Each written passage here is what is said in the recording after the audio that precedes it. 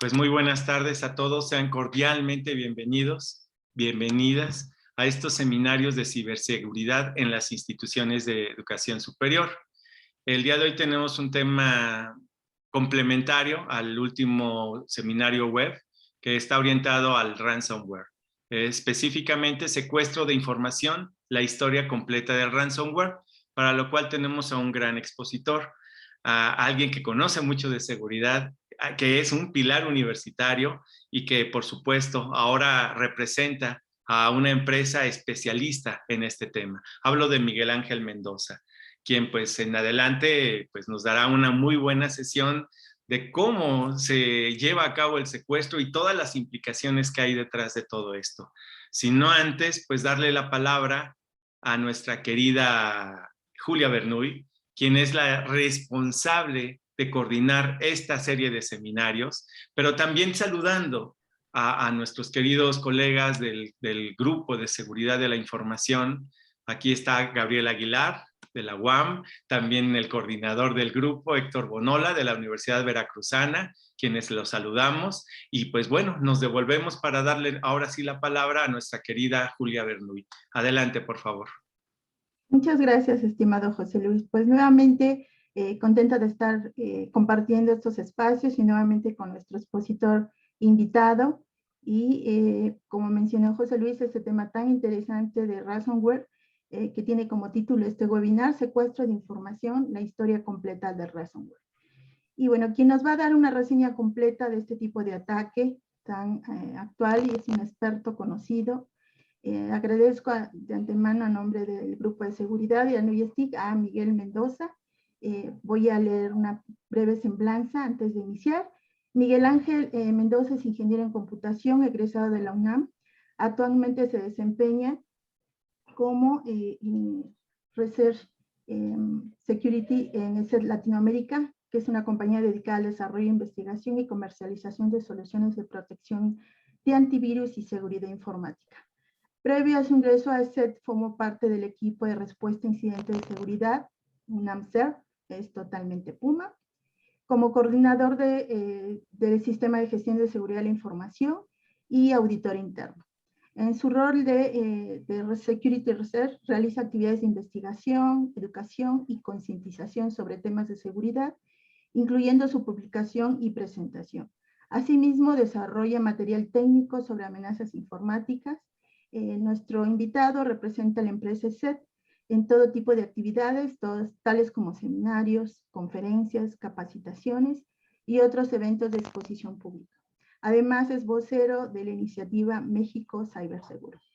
Pero antes de cederle los micrófonos a nuestro invitado, Miguel, recuerden que nos pueden dejar sus preguntas en el apartado que viene en pantalla de la herramienta. Nos pueden dar sus comentarios, dudas, y al final de la charla nuestro expositor las contestará. Pues nuevamente, muchas gracias, Miguel. Es un placer coincidir nuevamente. Adelante, es tuyo el micrófono. Muchas gracias, Julia. Muchas gracias, maestro José Luis. La verdad es que es un privilegio para mí poder participar en esta ocasión, en este tipo de seminarios web, para hablar de un tema que, bueno, sigue teniendo mucha relevancia y que de hecho esta presentación es un compendio de toda la información que hemos logrado recopilar a lo largo de los años. Obviamente a partir de, bueno, mucho del trabajo que se hace en ESET, que está relacionado con la investigación de los códigos maliciosos, y bueno, con antecedentes que se fueron generando a lo largo de los últimos años y sobre todo con el impacto que tuvo este tipo de malware, esta categoría de malware que se volvió bastante conocida, sobre todo por las consecuencias que estuvo generando alrededor del mundo. Por eso titulamos el contenido La historia completa del ransomware, ya que buscamos conocer sus antecedentes y la manera en la que se está comportando y también lo que se puede esperar para los próximos años. En realidad es que ya se ha hablado mucho de esta amenaza, pero bueno, seguimos tratándola ya que mantiene su vigencia. Si podemos dar una explicación breve, que seguramente ya la habrán visto en algún otro lado, se trata de un tipo de código malicioso que secuestra archivos. Es el principio del secuestro, pero basado en la información digital y que solicita un rescate o un pago como rescate por esta información que ha sido obtenida de manera ilegítima por atacantes y que obviamente es muy importante para las organizaciones, para los usuarios, para los gobiernos mismos. Pero bueno, si quisiéramos entonces hablar desde sus inicios, deberíamos remontarnos a la década de 1980. De hecho, por eso preparamos esta breve cronología para destacar los puntos que fueron de interés en aquel momento, dado que, bueno, no es una amenaza nueva, eso hay que destacarlo. Decíamos, podíamos remontarnos hasta el año de 1989, cuando apareció este principio del secuestro de la información a través de un software que se denominó, un software malicioso que se denominó PC Cyborg. Este básicamente, y como lo podemos ver, se distribuía a través de disquetes en aquellos años y básicamente hace referencia a que los usuarios habían utilizado un licenciamiento cada que se reiniciaba su computadora, un programa que después también era conocido como, bueno, estaba relacionado con el tema del SIDA, porque supuestamente se estaba ayudando en la lucha contra esta enfermedad. Este troyano contaba las veces que el equipo se reiniciaba y hasta cuando llegaba al número 90, bloqueaba el equipo, secuestraba, bueno, cifraba los archivos y le indicaba al usuario que el licenciamiento había caducado y que por lo tanto debía hacer un depósito de $189. Obviamente ya estaban aplicando este principio, obviamente también mediante engaños para que el usuario pensara que realmente estaba sucediendo en su máquina, que debía pagar este licenciamiento e incluso se tienen que hacer transferencias hasta Panamá. De hecho, ahí lo pueden observar. Por eso se le denominó así este programa PC Cyborg, porque hacían referencia a PC Cyborg Corporation. Los atacantes o los creadores de esos primeros programas ya estaban obteniendo ganancias económicas, pero no fue tan popular por las razones que ya conocemos. En aquellos años no había tanto uso de este tipo de recursos, no fue redituable. Sin embargo, el principio del secuestro de la información ya lo encontramos desde aquellos años.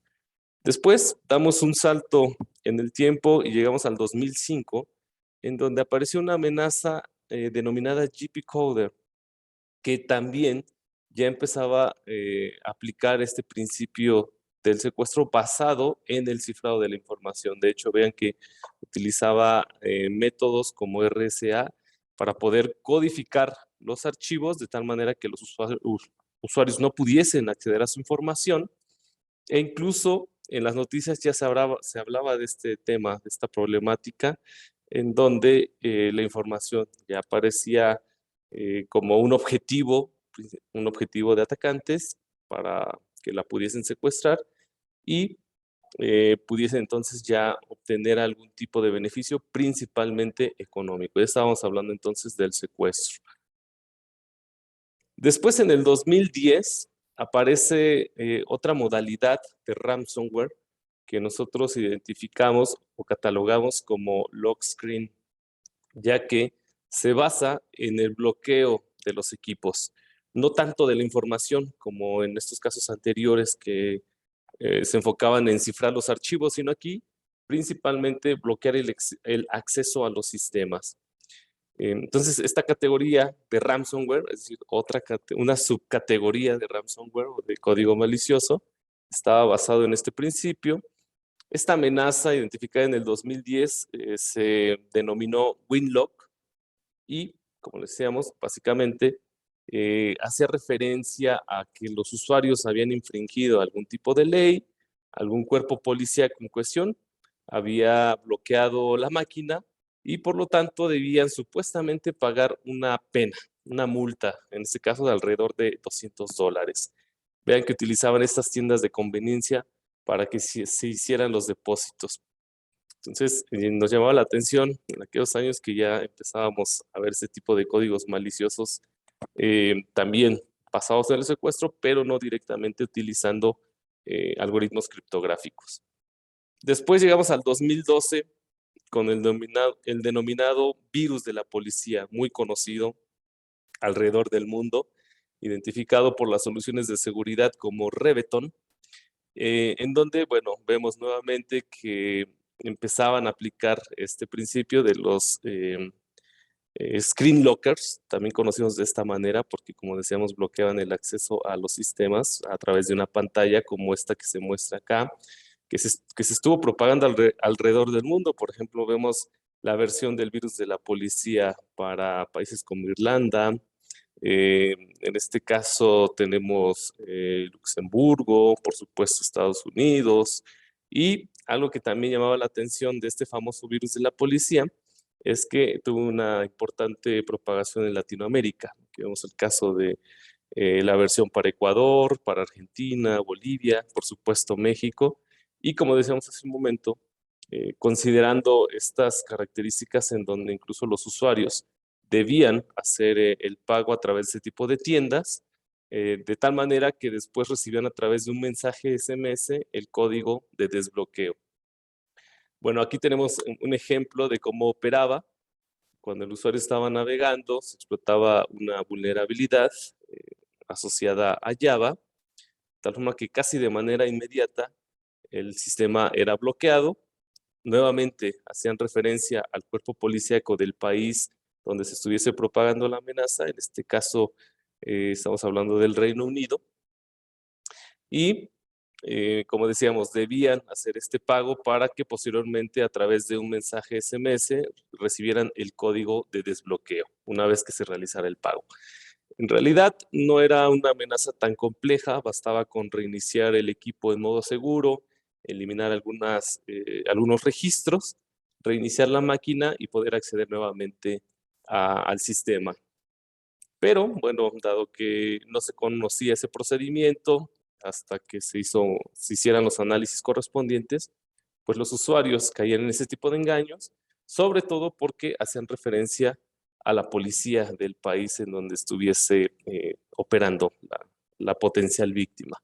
Así que identificamos entonces ya dos tipos de ransomware. Por un lado, los que están basados en el cifrado, utilizando algoritmos criptográficos para el bloqueo del acceso a los archivos, y por otro lado, el que está basado en el bloqueo de los sistemas a través de impedir el acceso directamente a los sistemas sin afectar la información o los archivos.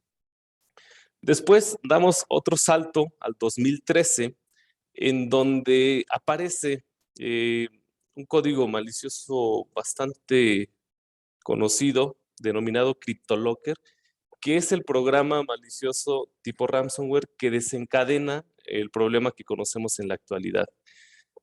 Nuevamente, utiliza otra vez, como en los primeros casos, el secuestro de la información a través del cifrado y comienza a propagarse de manera masiva, principalmente en países de Europa y en Estados Unidos. Observen que utilizaba también estos mismos algoritmos, RSA, con una llave de 2048 bits, y los pagos que solicitaba eran principalmente montos que rondaban los $100, los 100 euros. Lo que buscaban era realmente generar algún tipo de ganancia económica. Pero como decíamos, a partir del 2013 es cuando empezamos ya a identificar estas campañas masivas de propagación de ransomware alrededor del mundo, pero como decía, principalmente en Europa y Estados Unidos. Esto también desencadenó que aparecieran versiones de ransomware que estaban apuntando a plataformas móviles, principalmente a Android. Ese mismo año, 2013, identificamos una detección que se denominó SimLocker, que como lo pueden observar, se estuvo propagando principalmente en Rusia, pero bajo el mismo principio, secuestrar los archivos utilizando el cifrado. Esto, por supuesto, que ya daba indicios de que los códigos maliciosos no solamente apuntaban a los equipos tradicionales de cómputo, sino también a las plataformas móviles, principalmente las que se estaban utilizando con mayor frecuencia en esos momentos. Después, 2014, aparece este código malicioso bastante conocido y con características peculiares, porque, en primer lugar, ya solicita los montos de los rescates en bitcoins. De hecho, de ahí adquiere el nombre CityBlocker, haciendo referencia principalmente a la criptomoneda, al bitcoin, para que pudiesen realizar el pago. Observen, esto obviamente llamaba la atención porque también en aquellos años pues el bitcoin no tenía el valor que conocemos ahora, que bueno, incluso ha decaído, pero seguramente aquellos cibercriminales que obtuvieron estas transferencias a sus billeteras electrónicas de criptomonedas pudieron hacer una gran cantidad de dinero cuando el Bitcoin comenzó a cotizarse arriba de los $60,000. Pero bueno, en este caso el monto que solicitaban para que ya en aquellos momentos el tipo de cambio era de alrededor de $1,680. Las cotizaciones, mejor dicho, del Bitcoin en aquel momento era de $1,680 con la respectiva billetera para que se pudiesen hacer dicha transacción. Después, unos meses después, en ese mismo año, hacia finales del 2014, comenzamos a observar la misma modalidad de operación de CityBlocker, pero ahora ya apuntando a países de habla hispana, principalmente Latinoamérica. De hecho, a finales del 2014, principios del 2015, es cuando ya empezamos a ver la propagación masiva de este tipo de malware en nuestra región, en LATAM, con un mensaje, obviamente escrito en español, apuntando a usuarios de habla hispana y con las mismas características, la solicitud del rescate basado en criptomonedas, principalmente Bitcoin. Y bueno, ahí ya comenzamos a ver una serie de nuevas familias de ransomware con sus respectivas variantes que se estuvieron propagando ya por todo el mundo. Obviamente considerando que los diseños o los desarrolladores de ese tipo de programas maliciosos ya estaban o tenían como objetivos a distintos perfiles de usuarios, principalmente los que utilizábamos servicios de correo electrónico, ya que era la principal vía de propagación de este tipo de malware. Y obviamente el problema que, bueno, ya lo conocíamos unos años antes, pues obligó a que las firmas de seguridad comenzaran a trabajar ya no solamente en mecanismos de protección para evitar que este tipo de código malicioso infectara y dañara la información, infectara a los equipos y dañara la información, sino también intentar recuperar la información que ya había sido codificada, que ya había sido cifrada. Así que se empezaron a desarrollar soluciones alternas para poder llevar a cabo este proceso de recuperación de información. Acá, por ejemplo, nosotros tenemos un descifrador que se desarrolló a partir del análisis del funcionamiento de TeslaCrypt. Este descifrador, vean que fue publicado en el 2016 como resultado del trabajo de análisis, porque en ocasiones los desarrolladores de ransomware cometían algunos errores. Por ejemplo, a través de mecanismos de ingeniería inversa se podría obtener la llave de descifrado o alguna URL, una dirección donde se estuviesen almacenando, en fin, algún error que cometieran que pudiese ser aprovechado para desarrollar herramientas que permitieran descifrar la información y recuperar los archivos. También el 2015 marca un hito interesante porque comenzamos a identificar versiones de ransomware que estaban apuntando a sistemas Linux, propiamente a servidores, algo que hasta ese momento no se había identificado. Y bueno, aquí se rompe uno de los mitos comúnmente conocidos en donde se piensa que no existe malware diseñado para plataformas Linux. Lamentablemente sí, porque obviamente también tienen información importante, también manejan información sensible, basta decirlo, ¿no? Son normalmente utilizados para alojar información o para ofrecer servicios, y por eso comenzamos a ver algunas piezas de códigos maliciosos que estaban diseñados para secuestrar información en sistemas operativos Linux. De forma específica, esta detección la identificábamos como tal Linux File Coder. Bien, hace un momento no lo mencioné, pero entonces los dos tipos de ransomware que veíamos hasta este momento eran los screen lockers, los que bloqueaban el acceso a la pantalla, y los file coders, o aquellos que codifican los archivos. Después empezamos a ver ya otras familias que, por supuesto, eran demasiadas. Aquí ponemos algunos ejemplos por la importancia que tuvieron o por algunas de las características que llamaban la atención o que los diferenciaban de algunas otras que estaban operando en ese momento. En este caso particular, cuando hablamos de Loki, que estuvo propagándose durante el 2016, es porque fue una de las detecciones que más identificábamos en Latinoamérica. Era de lo que con mayor frecuencia estaba conociendo nuestra telemetría, sobre todo en países de la región. Y obviamente no se trata de la única, sin embargo, sí veíamos que estaba apuntando continuamente a usuarios latinoamericanos. Otro hito lo identificamos en el 2016 porque apareció una detección que denominamos Key Ranger, que se trataba de una familia de ransomware apuntando a Mac y a su sistema operativo. Entonces, otra vez, ¿no? Lo que normalmente escuchábamos, bueno, yo uso Mac porque no hay malware para Mac, pero aquí nos dábamos cuenta de que no era así. Por supuesto que si lo comparamos con la cantidad de malware que se genera para sistemas operativos como Windows, es mucho menor, sin embargo existe.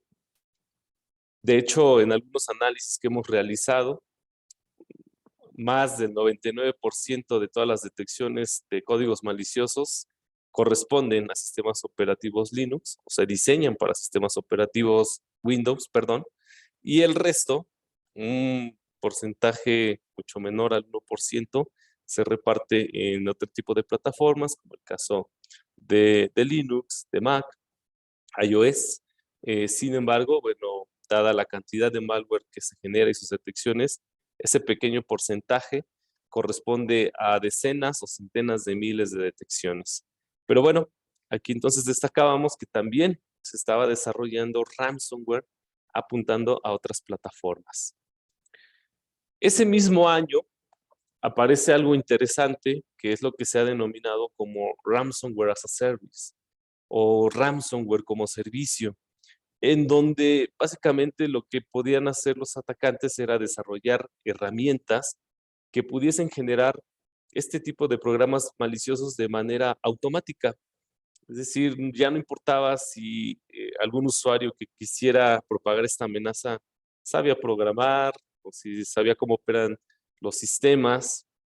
Eso ya era independiente, bastaba con que pudiese adquirir este tipo de herramientas normalmente en el mercado negro para que generara de manera automática sus propias piezas de ransomware, incluso personalizadas con distintas características.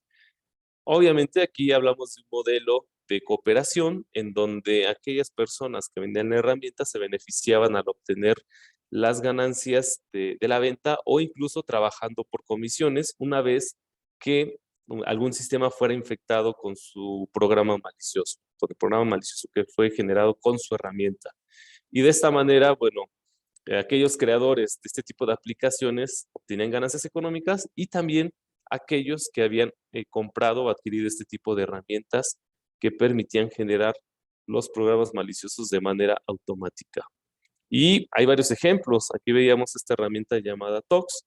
Esta, por ejemplo, de 2016, también conocida como Satán, nos mostraba precisamente cómo se podían generar. Y aquí vemos la operación de dicha herramienta. Vean, por ejemplo, aquí está indicando cuál va a ser el monto que se va a solicitar para el rescate de la información.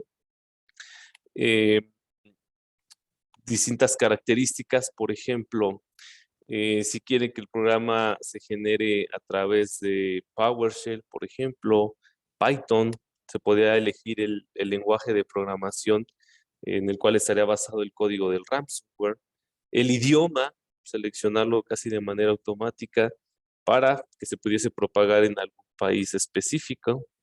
¿Qué más? Por ejemplo, bueno, ya no continúa el video, pero vemos que todas estas características eran configurables y obviamente facilitaba la tarea para aquellas personas que quisieran propagar sus amenazas al crearlas mediante este tipo de herramientas. Esta es una modalidad inicial del denominado ransomware como servicio, ya que después fue mejorando, como lo vamos a ver más adelante. Ahora llegamos al 2017 con el infame WannaCry, identificado por las soluciones de seguridad de SET como WannaCryptor. Recordemos que aquel 12 de mayo el mundo se enteró del potencial que tenían los códigos maliciosos y en particular el ransomware, cuando de manera automática comenzó a propagarse este programa, inicialmente en Europa y después a otros países, con características bastante interesantes. En primer lugar, que tenía la funcionalidad de gusano informático a través de la explotación de la vulnerabilidad identificada en la versión 1 de SMB, Server Message Block, podía propagarse en las redes una vez que identificaba aquellos sistemas que tenían esta falla, que no estaban actualizados. Y de esa manera tener un impacto mucho mayor. Recordarán aquellas imágenes de supermercados que dejaron de operar porque sus equipos mostraban estas pantallas, empresas que también se vieron muy afectadas a través de las infecciones o a raíz de las infecciones generadas por WannaCry. Incluso se llegó a adjudicar el término de ransomware, dado que antes de infectar el equipo estaba operando como un gusano informático.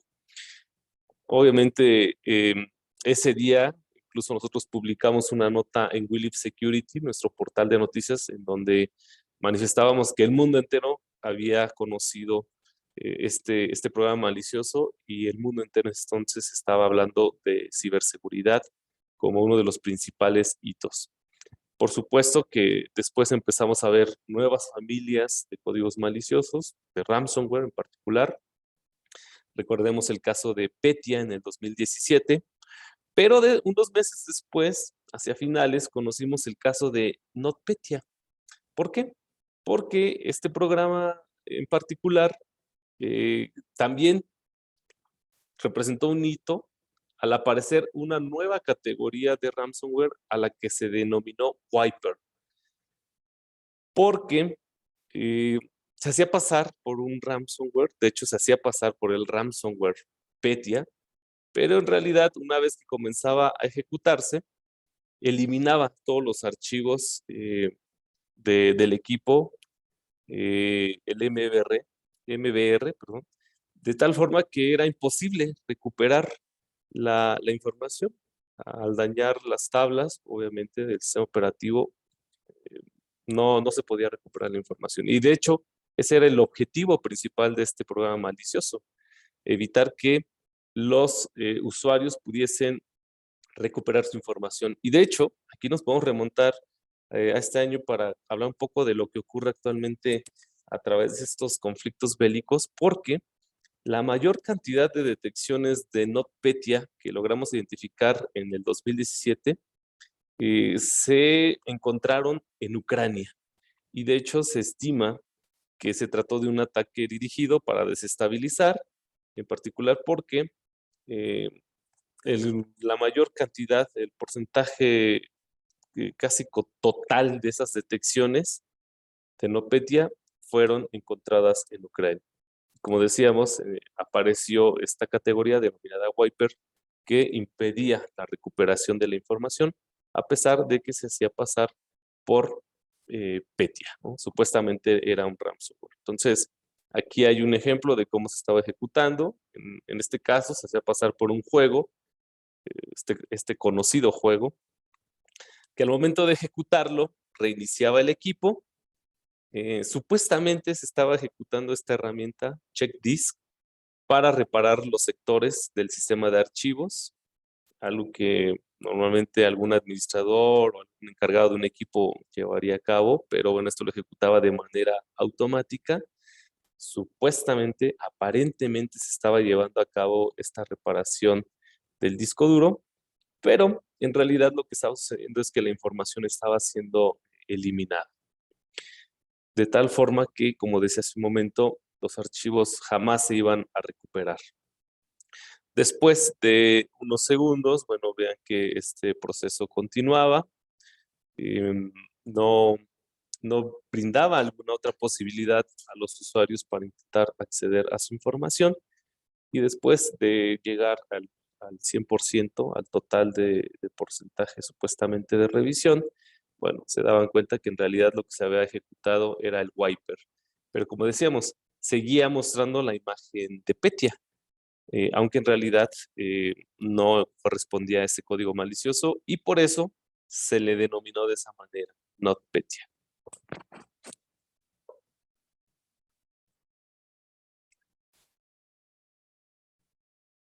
Ese mismo año empezamos a identificar otro tipo de familias con otras características. En este caso, Spora, que como peculiaridad entregaba al usuario un código personalizado, al usuario al cual se había visto afectado, obviamente, por este ransomware, un código personalizado para brindarle supuestamente el soporte que necesitaría. Es decir, si el usuario no sabía cómo recuperar su información, pues obviamente le iban a dar una serie de instrucciones, no sin antes realizar el pago correspondiente, para poder recuperar su información. Pero bueno, llamaba la atención que incluso estos creadores o estos desarrolladores de Spora podían tener la posibilidad de brindar asesoría técnica a los usuarios para que intentaban recuperar su información y obviamente para intentar obtener los archivos que habían sido afectados por esta familia. Aquí también entonces pasamos a otro tema interesante, dado que lo que habíamos empezado a observar desde el 2013 hasta finales del 2017 eran estas campañas masivas, intentando afectar a la mayor cantidad posible de usuarios en cualquier parte del mundo. Sin embargo, a finales de 2017 empezamos también ya a ver una nueva modalidad de ransomware que consideraba los ataques dirigidos. Esto empezó a cambiar, obviamente, las reglas porque ya muchas organizaciones empezaron a verse afectadas. Ya no un usuario promedio que utilizaba su computadora y que se veía afectado cuando recibía un correo electrónico, sino ahora que este tipo de amenazas estaban apuntando ya a las organizaciones. Obviamente, dado que esta información podría resultar más costosa, los montos que estaban solicitando también eran más elevados comparados con estos $100 que veíamos al principio, o estos $1,680 en criptomonedas que se veían con estas iniciales o estas incipientes familias de ransomware. Y esto obviamente continuó. Empezamos a ver la aparición de más familias de ransomware, pero ahora ya apuntando a empresas y considerando ataques dirigidos. Si bien las modalidades no eran tan sofisticadas en ese momento, seguían utilizando estos vectores comunes como la explotación de vulnerabilidades, ingeniería social aplicada a los correos electrónicos, resultaban efectivos, por supuesto, pero también los montos entonces que estaban requiriendo los atacantes eran mucho mayores.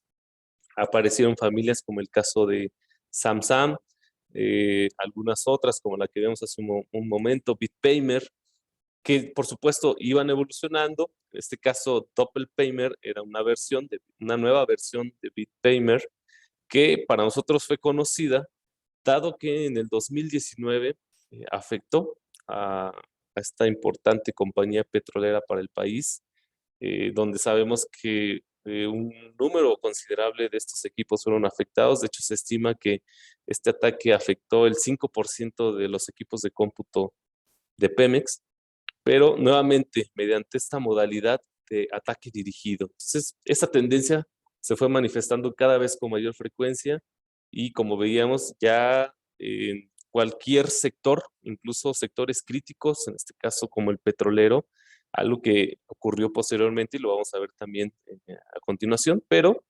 esto nos mostró que efectivamente ningún sector estaba ajeno a padecer algún incidente relacionado con ransomware y obviamente cada vez con mayor frecuencia. Aparecieron nuevos grupos, tal es el caso de Abaddon, que durante el 2020 tuvo una importante actividad afectando a numerosas organizaciones en Latinoamérica. Aquí vemos un ejemplo puntual de México, pero afectó a empresas en Chile, Brasil, en Argentina, todas ellas en Perú, todas ellas con esta modalidad en donde utilizaban foros de la dark web para dar a conocer los golpes que habían asestado y amagando con hacer pública la información que podían, que ya habían obtenido del, del ataque, del ciberataque como tal. Aquí entonces entra otro concepto interesante en donde ya no solamente la extorsión estaba relacionada con el secuestro de los archivos, como tradicionalmente, si lo podemos llamar de esta manera, se había identificado con anterioridad, sino que también ahora estaban extorsionando o amagaban con hacer pública la información que habían obtenido previamente de las organizaciones que habían sido afectadas, lo que se conoce como doxing. Entonces, era una doble extorsión. Por un lado, si los usuarios no querían pagar por los archivos secuestrados, bueno, se les decía que tendrían que pagar por que no se hiciera pública la información que había sido exfiltrada con anterioridad. Y esto es de llamar la atención porque entonces empezamos a observar que los ataques que mencionábamos ya eran dirigidos, además también eran ya más complejos porque esto significaba que los atacantes habían tenido acceso a la infraestructura, a las redes, a los servidores con anterioridad, antes incluso de poder ejecutar el código malicioso. Habían logrado extraer datos sensibles de los diferentes equipos y por lo tanto tenían esta posibilidad de aplicar estas medidas extorsivas, estas medidas coercitivas para intentar monetizar los ciberataques. Y de hecho, al llevar a cabo esta práctica de doxing combinada con la del ransomware, las posibilidades de poder monetizar el ciberataque aumentaban considerablemente. Seguimos en la línea del tiempo, llegamos al 2021, el año pasado, con conocidos casos como el de DarkSide, esta afectación que lamentablemente golpeó a las empresas petroleras en Estados Unidos. Por eso decía hace un momento que el sector energético no se salva, lamentablemente, y ningún otro, ni el de la salud, ni el educativo, ninguno, con las consecuencias que ya conocimos a través de los medios de comunicación, ¿no? Este caso fue bastante mediático porque debido a la afectación que generó en esta empresa petrolera, pues el precio de los combustibles se incrementó. Entonces, esto nos mostraba también la debilidad, por un lado, y por otro lado también la afectación de infraestructuras críticas, en donde ya no solamente hablábamos de un archivo de algún usuario, de alguna empresa, que lamentablemente se podía perder, sino que incluso esto tiene ya más repercusiones para la población en general, no solamente para un grupo pequeño de víctimas, sino en general vemos que los daños que podía generar un ataque de ransomware tenían este tipo de consecuencias. Bueno, también es importante mencionar que no se trató del único. De hecho, continuamente empezamos a ver nuevas familias, nuevos grupos de ransomware. Me voy a regresar al tema de DarkSide y bueno, vamos a seguir con Sodinokibi, otra familia que tuvo mucho auge y mucha actividad durante el 2021. Para recordar este caso de la empresa que ofrecía software de gestión. Recordarán que a través de un ataque de cadena de suministro pudieron acceder a los más de 1,000 clientes de esta reconocida empresa que ofrece este software, afectando, por supuesto, su información, ejecutando el ransomware como tal, Sodinokibi. Y vean, en este caso, el grupo ofrecía los descifradores para todas las víctimas por $70 millones. Yo creo que es de los casos o de los montos más elevados del rescate que solicitaban las familias de ransomware conocidos hasta ese momento. Y vemos entonces la gran diferencia de pasar a solicitar $100 por el secuestro de los archivos de un usuario promedio a solicitar $70 millones para entregar los descifradores personalizados de cada uno de los clientes de esta reconocida empresa de servicios de software. Entonces aquí es donde ya cobraba mucho más relevancia el hecho de que los ciberataques fueran focalizados, dirigidos, incluso considerados como APTs, como amenazas persistentes avanzadas, dado que se trataba de grupos que tenían los recursos, el tiempo, el personal para poder llevar a cabo este tipo de ciberataques. Y bueno, también es importante mencionar que incluso se empezaron a identificar otras modalidades coercitivas asociadas a estos grupos del cibercrimen. Por ejemplo, hablaba hace un momento de doxing, la exfiltración de información junto con el secuestro de los datos. Pero incluso también, dado que tenían ya acceso a toda la infraestructura o a prácticamente toda la infraestructura, vimos ejemplos de lo que se denominó print bombing, es decir, que los atacantes mandaban a imprimir los mensajes ofensivos en las mismas impresoras de las víctimas para indicarles cuáles son los pasos que debían seguir para realizar el pago del rescate.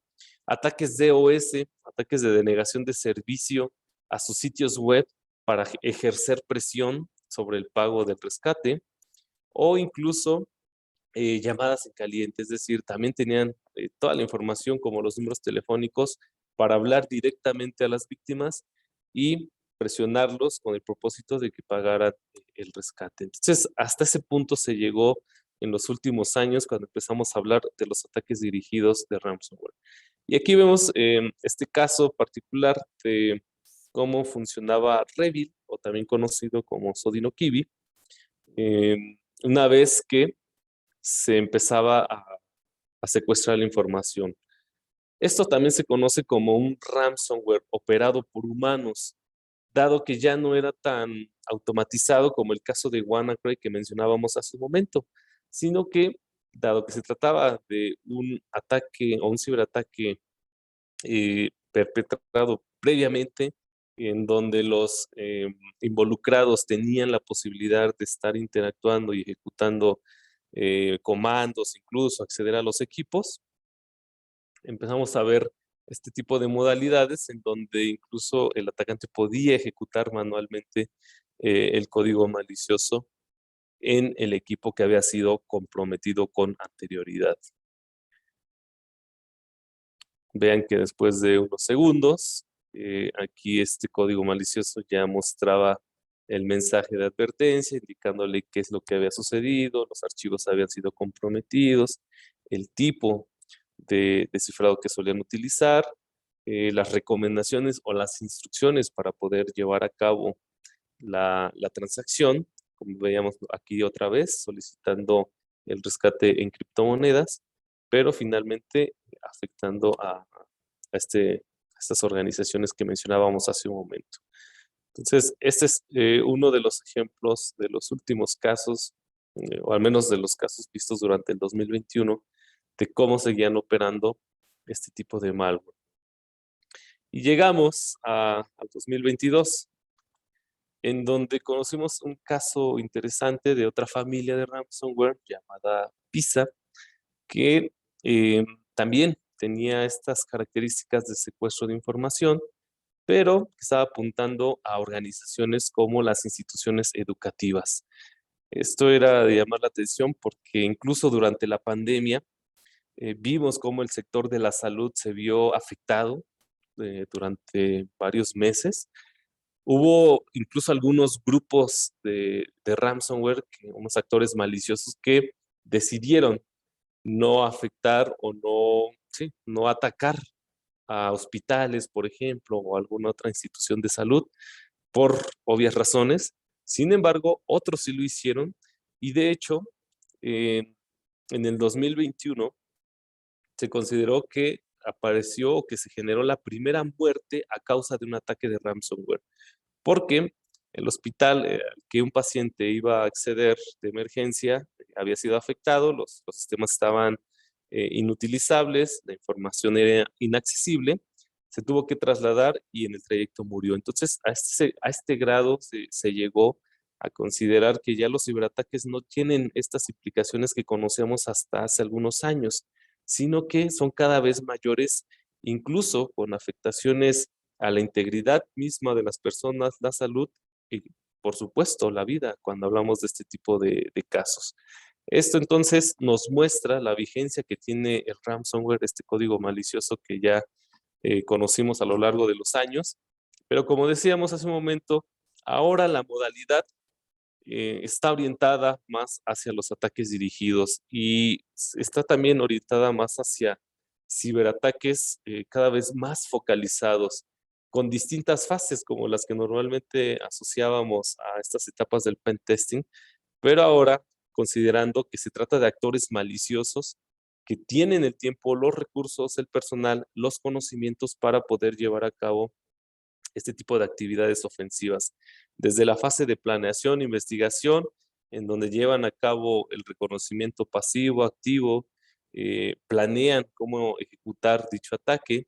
El acceso inicial, por ejemplo, utilizando estas técnicas de ingeniería social, porque siguen siendo utilizadas, por supuesto, no significa que han desaparecido porque hayan encontrado otras modalidades, siguen siendo efectivas, lamentablemente, continúan utilizando el vector de explotación de vulnerabilidades, para que se den una idea de lo que estuvimos detectando a través de la telemetría de SET también en la pandemia, y en particular en el 2021, los ataques de fuerza bruta que estaban apuntando a protocolos como RDP crecieron en un 800%.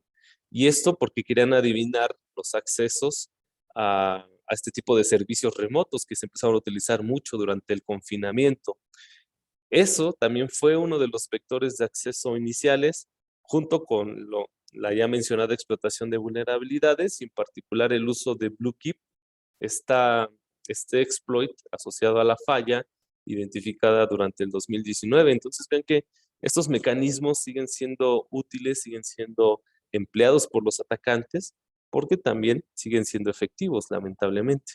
Y una vez que lograban ese acceso, empezábamos a identificar estas modalidades de lo que se ha denominado actividad silenciosa, entre comillas, porque si las organizaciones cuentan con los mecanismos para la detección, probablemente podrían darse cuenta de toda aquella actividad maliciosa que se está generando dentro de sus equipos y dentro de sus redes, que básicamente buscan llevar a cabo más reconocimiento hacia otros sistemas, realizar movimientos laterales, escalar privilegios, mantener la persistencia, deshabilitar soluciones de seguridad.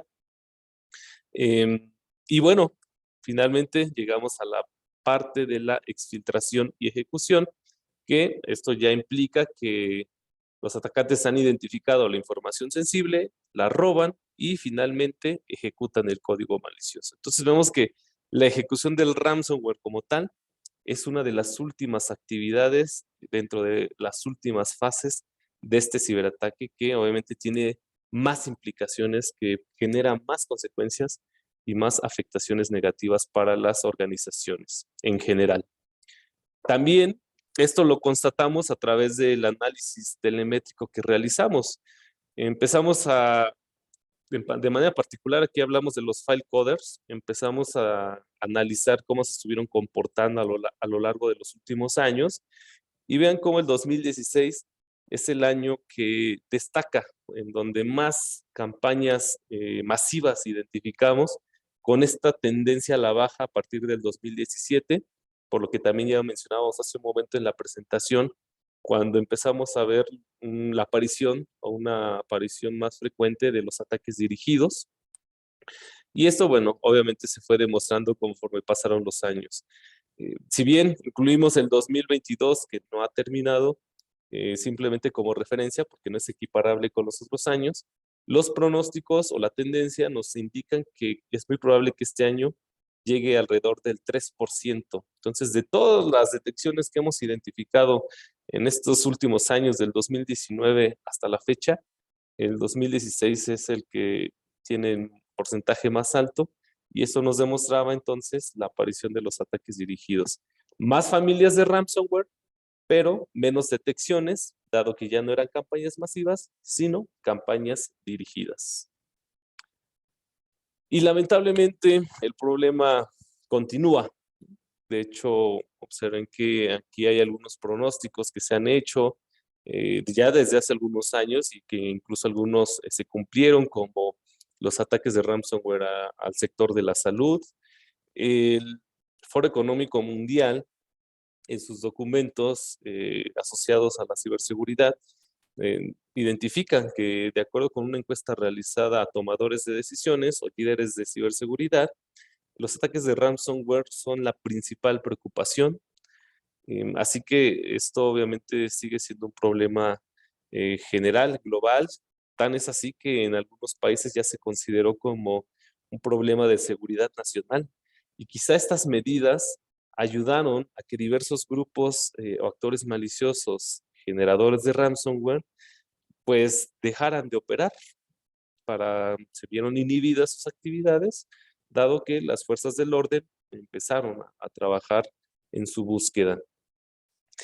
Pero lamentablemente no es un problema que haya desaparecido. Esta noticia del 2022 así lo confirma, en donde este colegio en Illinois, llamado Abraham Lincoln, tuvo que cerrar sus operaciones a raíz de un ataque de ransomware. Si bien el tema de la pandemia también lo afectó, la gota que derramó el vaso fue un ataque de ransomware donde se perdió mucha información, obligando a que esta institución educativa cerrara sus operaciones, porque, bueno, lamentablemente no pudieron seguir trabajando bajo esas condiciones. De hecho, diversos estudios que se empezaron a realizar y publicaciones que hizo el FBI estimaban que alrededor de 100 instituciones educativas en Europa y Estados Unidos se habían visto afectadas por ransomware, eh, obviamente con las consecuencias que ya sabemos, ¿no?, en distintos condados de esos países. Y también algo importante por destacar, pues es la afectación que esto ha generado en nuestra región, en Latinoamérica. Hemos visto muchos casos en donde los diversos grupos de ransomware están afectando a las empresas en Latinoamérica. Ya veíamos estos casos puntuales de México, pero por supuesto que no son los únicos. Lamentablemente los vamos a seguir observando, dado que son ataques cada vez más redituables, en donde encontramos estas modalidades de ataques dirigidos, y pocas ocasiones han podido dar con los creadores de estas amenazas.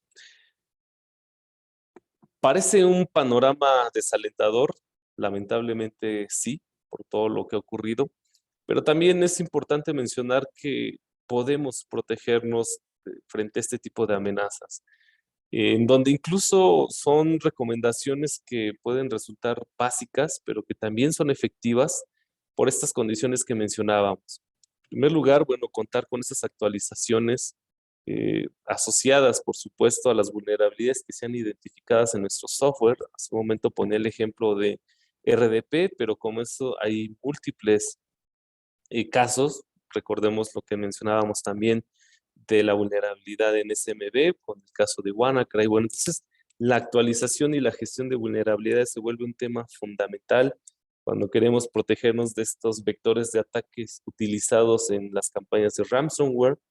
Realizar los respaldos y recuperación de información con las características que ya sabemos, que no se encuentren dentro de la misma infraestructura, que puedan estar actualizados estos respaldos, que puedan también estar probados, que sean funcionales, dado que muchas veces este tipo de infecciones por ransomware no permiten la recuperación de la información como tal, porque también logran encontrar a los cibercriminales. Entonces, teniendo esas consideraciones, se reduce considerablemente el riesgo también, sobre todo porque se evita el pago del rescate. Muchas veces Sí se afecta la imagen, la reputación de las empresas, pero se evita que esta pérdida sea mucho mayor al tener que negociar con los cibercriminales, que de hecho la postura que siempre se ha tenido es la de no negociar por dos principales razones. La primera de ellas, porque estos grupos del cibercrimen con más recursos pueden estar generando más amenazas de este estilo o incluso desarrollando otras que no conozcamos en este momento. Están siendo financiados finalmente. Y la segunda es porque no se tiene la certeza de que al realizar el pago se vaya a recuperar la información. Como utilizamos esta analogía no tan agradable, pero cierta, de que cuando una persona es secuestrada y los familiares pagan el rescate, muchas veces no vuelven a ver al familiar, a la víctima. Algo similar ocurre en estos casos, por eso sigue siendo efectivo contar con nuestros respaldos y poder recuperar nuestra información. Utilizar soluciones anti-malware que estén actualizadas, correctamente configuradas, es fundamental. Si bien cuando hablamos de estos ataques dirigidos, donde los cibercriminales logran tener el acceso a la infraestructura y tienen la posibilidad incluso de desinstalar las soluciones anti-malware que puedan estar operando en los servidores para detectar ese tipo de códigos maliciosos, bueno, nos ayuda a mitigar otros vectores, como decíamos hace un momento. Permiten detectar algún intento de explotación de vulnerabilidad, alguna propagación a través de correo electrónico, etcétera. Es decir, cumplen su función. Si bien ya no es suficiente, siguen siendo necesarios. La educación y la concientización, otro tema fundamental que se debe considerar en una estrategia de ciberseguridad, sobre todo cuando consideramos que hay colaboradores que ignoran la manera en la que operan estas amenazas informáticas, cómo se propagan, cuáles son las consecuencias. Mientras más información tengamos, vamos a poder tomar mejores decisiones y esto siempre está relacionado con el entrenamiento, la capacitación, la formación, educación, concientización del personal. Gestión de la seguridad corporativa organizacional sigue siendo un tema fundamental, ya no solo pensarlo como una parte tecnológica, es necesaria, sí, ya lo decía hace un momento, pero no es suficiente. Entonces necesitamos toda la gestión en torno a la ciberseguridad, con la creación de planes, con la creación de políticas, con los equipos de respuesta a incidentes, en fin, todo lo que requiera organizar y gestionar la seguridad al interior de las empresas. Y bueno, otra de las principales recomendaciones es la implementación, la aplicación de enfoques predictivos y adaptativos de seguridad, sobre todo porque cuando se lleva a cabo este proceso de inteligencia de amenazas, se pueden crear estrategias incluso que se anticipan a un posible ataque.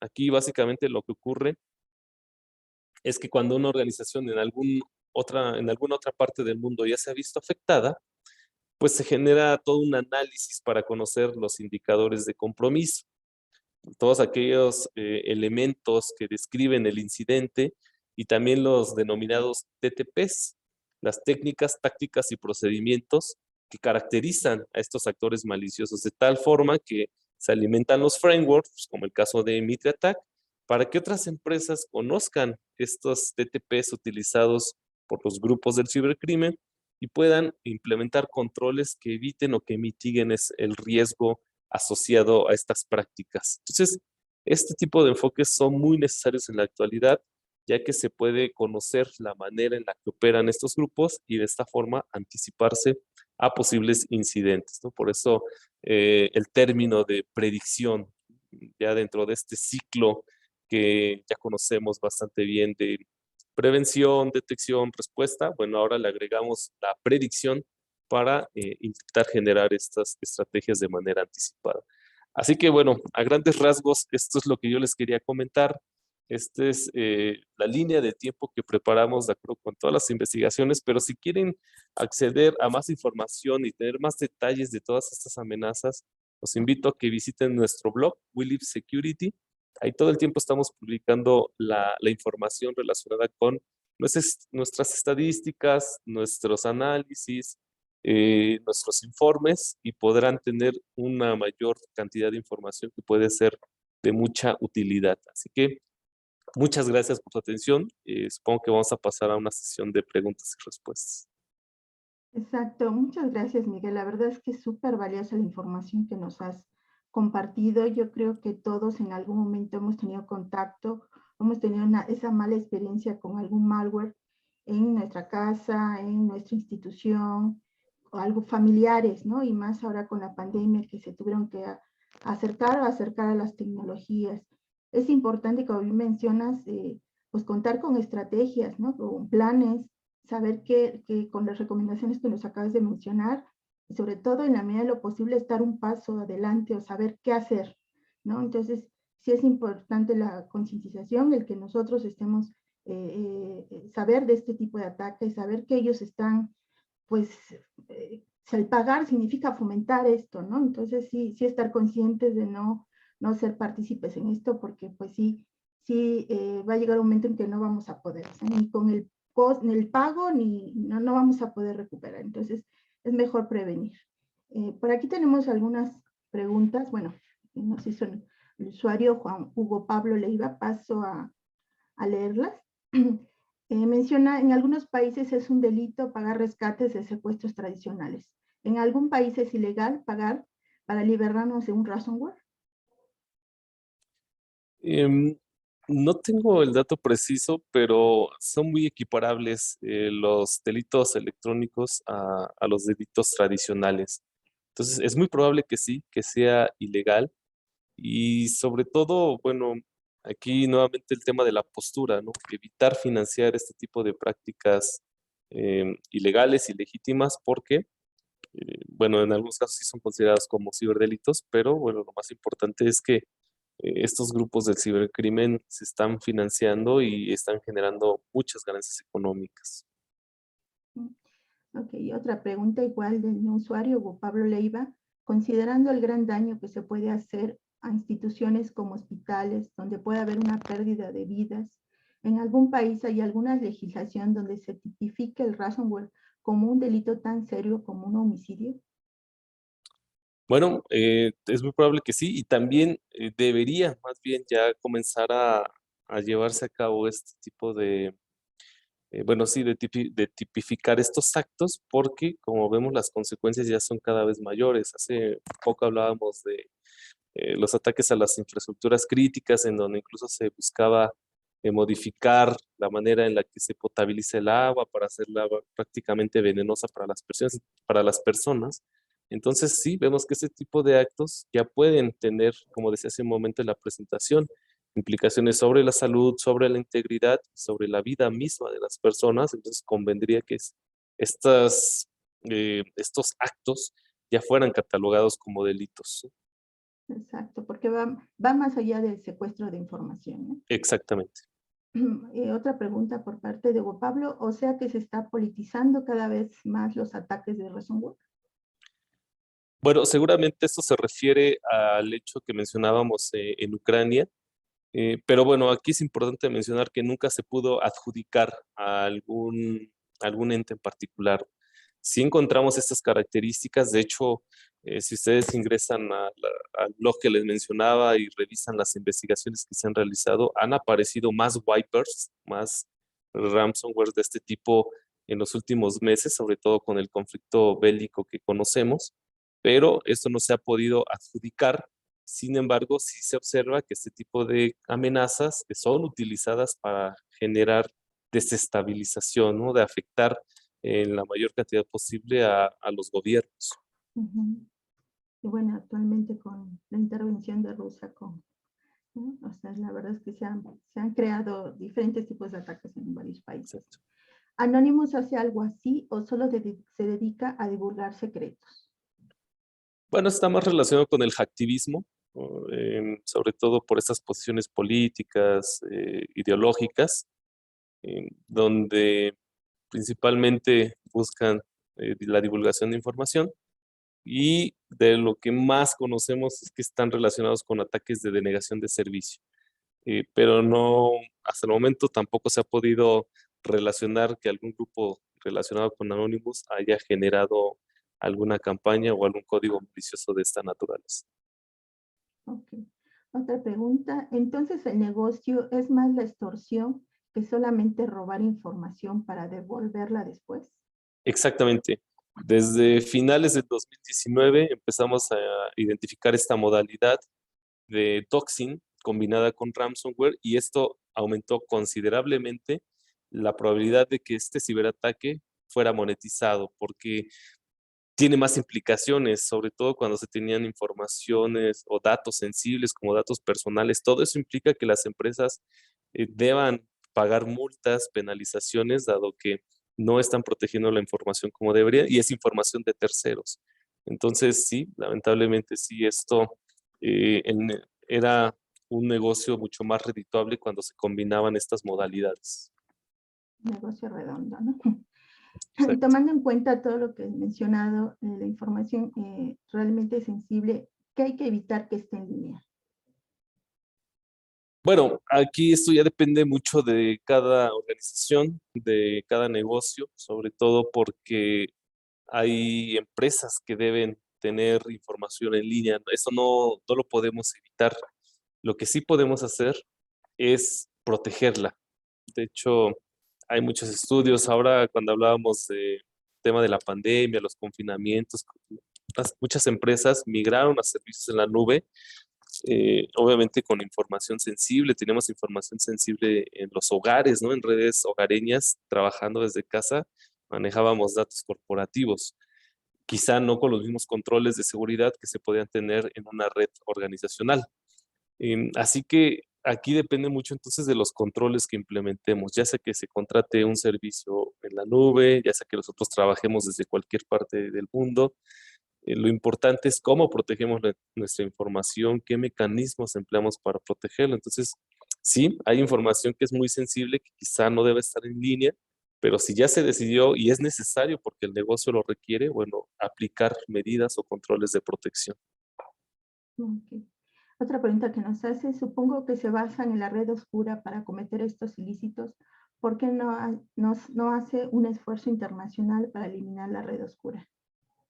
Bueno, sí se han hecho algunas campañas, de hecho se han cerrado distintos foros, ha habido arrestos también de las personas que se encuentran detrás de este tipo de blogs, por ejemplo, pero el problema es mucho mayor. De hecho, una tendencia que también identificamos en los últimos años es que ya no solamente se utilizan las dark webs para acceder a este tipo de contenido, sino también en lo que denominamos la web superficial, ¿no? Y particular aplicaciones como el caso de Telegram, que permiten cierto grado de anonimato, cierto grado también de protección de la información, de las comunicaciones, la eliminación segura de estos mensajes.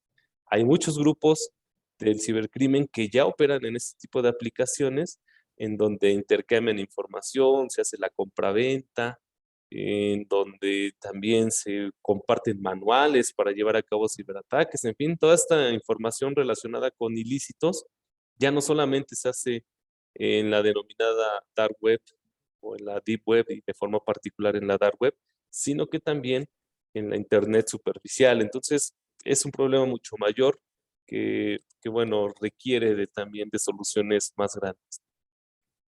Ok. ¿Se ha dado el caso de ataques falsos? Me explico.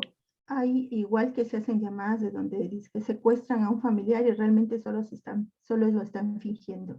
Hay amenazas que si no se pagan serán atacados. Sí, eso también ha ocurrido en donde no se trataba de un ransomware, simplemente estaban realizando un engaño. Es el menor de los casos, por supuesto, de hecho son casos muy puntuales, pero también está esta modalidad que mencionábamos de los wiper, se hacían pasar por ransomware y en realidad estaban realizando otro tipo de acciones mucho más ofensivas si quisiéramos considerar que ya no se puede recuperar la información o que ya no existe ninguna posibilidad de recuperar la información. Con la llegada del IoT, del Internet de las Cosas, ¿hay ataques donde cifran los sistemas de una casa? Muy buena Tipo de pregunta. dispositivos. También se llevaron a cabo algunas pruebas de concepto en donde se secuestraban o se ejecutaban, mejor dicho, alguna variante de ransomware en televisores inteligentes, impidiendo el acceso, pidiendo el uso del dispositivo como tal, pero simplemente quedaron en POCs, en pruebas de concepto. Probablemente en los próximos años ya empiecen cuando haya una mayor penetración de televisores inteligentes o algún otro dispositivo inteligente, podamos ver campañas como las que vemos en este momento. Ojalá que no ocurra, ¿verdad? Pero es muy probable. E incluso hay algunos autores que ya han ideado otras modalidades de ataques. Por ejemplo, un investigador de SET llamado Stephen Kopp adjudicó el término de jackware a la posibilidad de secuestrar un automóvil inteligente o un automóvil autónomo, de tal forma que si nosotros quisiéramos utilizar nuestro auto inteligente, no lo vamos a poder hacer porque alguien bloqueó el acceso, lo secuestró y solamente pagando el rescate lo vamos a poder utilizar. Entonces, sí, ya se han ideado estas modalidades de ataque. Como decía, algunas están en pruebas de concepto. Ojalá que no evolucionen. Exacto, con esto de la IoT pues se ha ido más de computadoras a otro tipo de dispositivos que están conectados a la red. Por Exacto. aquí de otro usuario, Edgar Mora. Saludos a todos desde Costa Rica. Nuestro gobierno está sufriendo en el Ministerio de Hacienda y otras instituciones este tipo de ataque.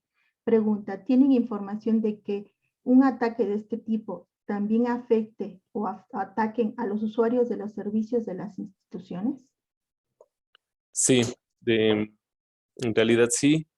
Como decía también en la presentación, hay múltiples ataques que apuntan a cualquier sector. Ninguno eh, queda exento. Normalmente teníamos la idea de que este tipo de amenazas apuntaban al sector financiero, ¿no? Comúnmente es lo que ocurría porque sabemos que esto puede monetizar el ciberataque quizá de una manera más rápida, pero hemos visto que esto ya no es una regla. Eh, Hemos visto entonces casos que apuntan a sectores educativos, a hospitales, bueno, al sector de la salud, ya lo mencionábamos, a las infraestructuras críticas, ¿no? La verdad es que ningún sector queda exento, lamentablemente. Exacto. Aquí Sergio García felicita por la buena exposición. Dada la situación mundial después de la pandemia y en medio de una guerra, ¿es posible que se incrementen los ciberataques? Sí, de hecho, nosotros lo empezamos a ver a raíz de la pandemia, cómo fueron incrementando, en particular algunas amenazas informáticas. Por ejemplo, en el caso del malware, nosotros durante el 2020 identificábamos alrededor de 300,000 muestras nuevas y únicas de códigos maliciosos, de piezas de malware por día, promedio de 300,000. Para el 2021 este promedio creció a 450,000 diariamente, es decir, creció en un 50%. Caso de phishing, por ejemplo, en el 2020, bueno, 2021 comparado con el 2020 creció alrededor del 150%. Entonces, sí vemos esta tendencia al alza, sobre todo por el tema de la pandemia y la mayor dependencia digital. Y es muy probable que también algún conflicto bélico detone este tipo de crecimientos, que de hecho ya ha sucedido. Hemos visto algunos casos puntuales en donde una amenaza que se empezó a utilizar de manera particular, caso de NotPetya, por ejemplo, que ya mencionábamos sus características. Tiempo después ya lo empezamos a identificar en Latinoamérica, en Estados Unidos, inicialmente en Ucrania y después llegó a otros países del mundo. Entonces, sí, es probable que alguna de estas condiciones detonen el crecimiento de amenazas informáticas y de ciberataques.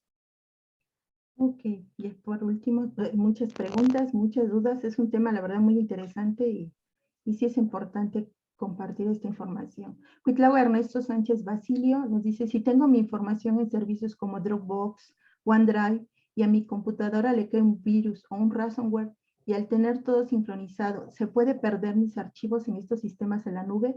¿O cómo se protegen dichos sistemas?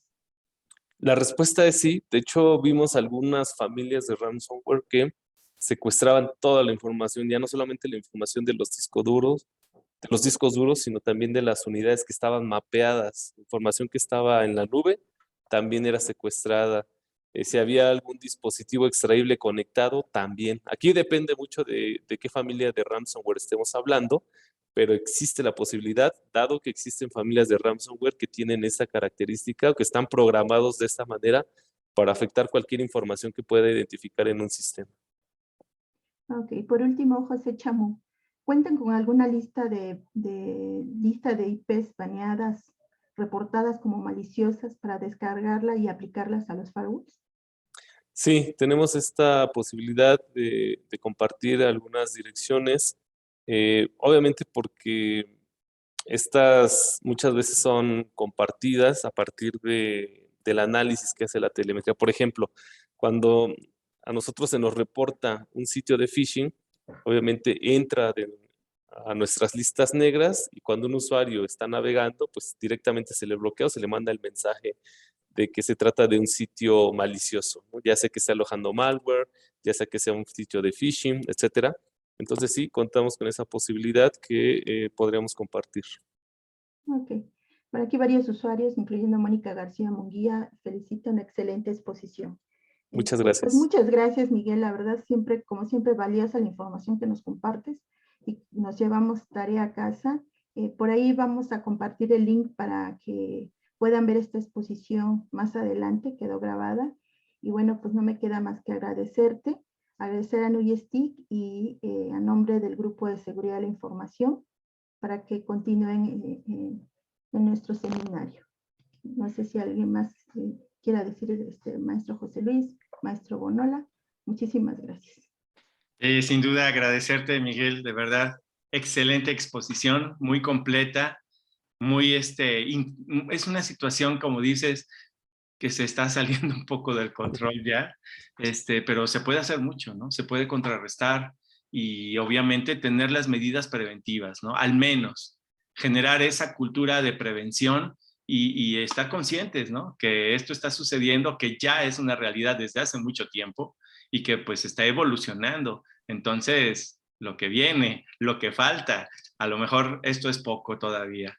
Pues muchas gracias, de verdad. Julia, una vez más, muchísimas gracias por organizar estos seminarios del Grupo de Seguridad de la Información de ANUY STIC. Y pues yo creo que, y espero y trataremos de comprometer que en otra ocasión nos acompañe Miguel Ángel nuevamente. Ya lo platicarán con Julia y seguramente se dará.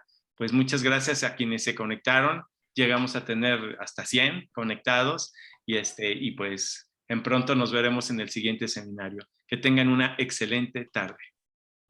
Gracias, hasta luego. Gracias, buena tarde a todos.